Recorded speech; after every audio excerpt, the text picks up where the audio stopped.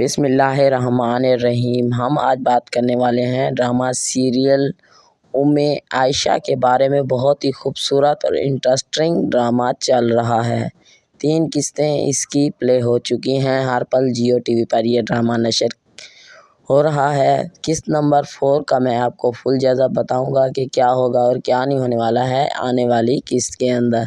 اگر آپ چینل پر نئے ہیں تو اردو کور 2.0 کو کر لیجئے سبسکرائب اور بیل آئیکن بھی دبا لیجئے تاکہ نئے آنے والی ویڈیو کا نوٹیفیکیشن آپ دوستوں کو مل سکے۔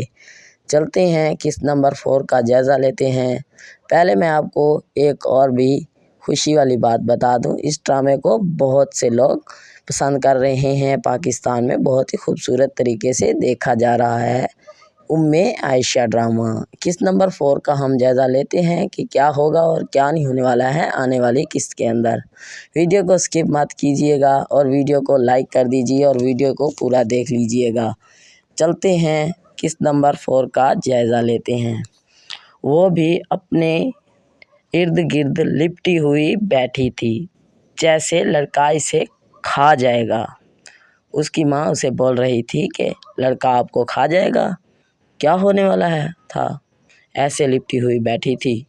وہی ہوا جس کا تھا ڈر۔ شاید وہ عائشہ کی بجائے جویریہ کو پسند کرتے تو میں دے دیتی، اس کی امی کا کہنا تھا۔ عائشہ جاب چھوڑنے سے پہلے ایک بار مجھ سے بات کر کے بتا دیتی، یہ قرآنی آیات ہیں، اعصام کا انتقام نہیں، اعصام کی خدمت کیا ہے۔ میں اپنی خاطر عائشہ کا ہاتھ تم سے بیا رہی ہوں۔